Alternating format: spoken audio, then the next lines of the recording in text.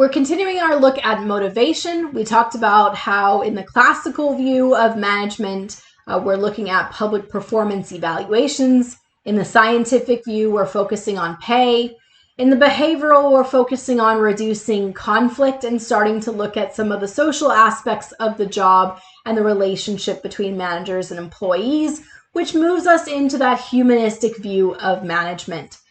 So the idea here is we need more than just to motivate the workers, that there's more to it, that people matter, and it really comes to understanding the interests of the employer-manager relationship. So motivation is much deeper, is where we start to go with the humanistic view. And what this means is that we're starting to look at a period of time right around the 1950s where psychology enters into management.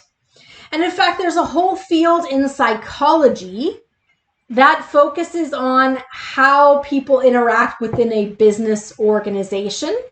Okay, so we talk about industrial psychology is a field that looks at psychology being applied to management. And then, of course, we see in management, we use a lot of psychology.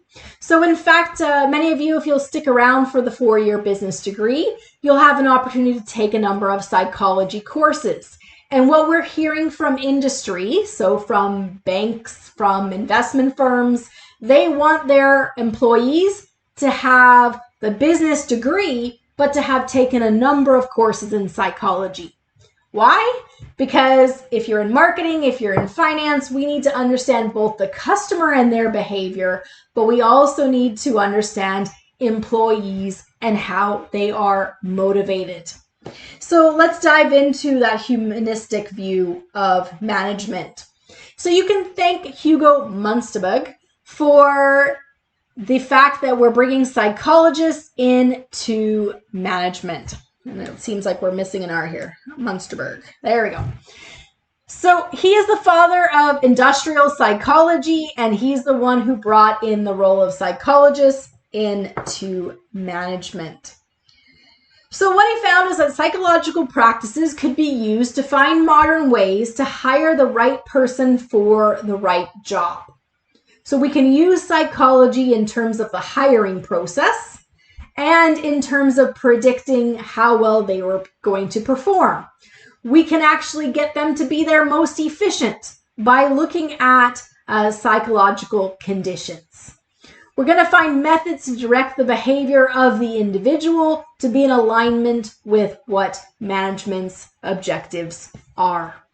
So one of the examples of bringing psychology into management is the idea of Abraham Maslow and the hierarchy of needs. So looking at human motivation and this hierarchy of needs looks at the fact that we all have needs that we need to meet, and we meet them in a certain order. But all workers don't have the same motivations. They aren't on the same place in terms of this hierarchy, and they don't move up at the same rate. But management needs to understand where the employees are on this hierarchy in order to figure out what they need to do to appropriately motivate them. And recognize that an employee is not going to be able to reach a higher level until the lower levels are met. So let's look at the hierarchy of needs. So at the lowest level, we have physiological needs. People need to get food and shelter. So when we look at the needs of workers, we start with the idea of pay. We need to pay them enough to buy food, to pay for a place to live. Once you have met that need, then the motivation is no longer about pay. The next level is about safety, personal security. So here we're looking at, does the job provide security? We look at, does the job mean that I will continue to get paid into the future? So I know that I'm not just here today, gone tomorrow. I also need to know that I am safe when I am on the job. So if we think about the Industrial Revolution and factories, first people were motivated by the fact that they were getting paid to work. But then they became disgruntled because of poor working conditions, right? It was hazardous to their health. There was high risk in terms of injury with the machines and the way the production process was set out. So once we meet the need for physiological, we need to meet the safety need. Do we have in place the proper procedures to prevent people being injured during the making, selling of our goods or services?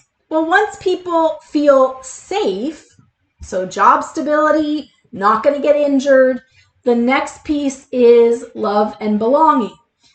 The social aspect. So we talked before in terms of, what do people miss about working remotely during COVID?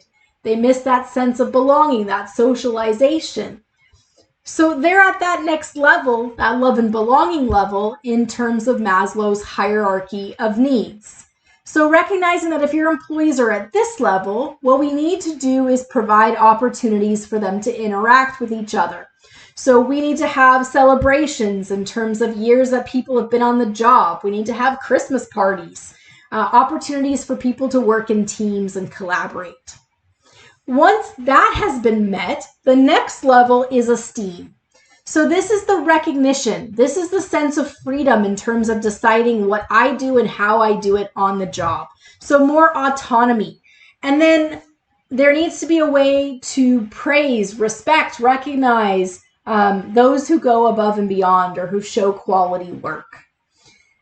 If that has been met, then we meet that top level of self-actualization. And that is, does this fulfill who you are as a person? So this is a desire to become the most that you can be. Does it provide opportunities for growth, professional development in the job, opportunities to improve my skills, to try something new? That comes once you've met those other levels in terms of needs. So recognizing that our workers are at different levels within this hierarchy, and they don't necessarily move up at the same pace. So when we motivate our employees, what is effective in motivating them and what is not is going to be highly dependent on what level they're at. And it's only going to provide value to them, motivate them, if it meets them at the level that they are.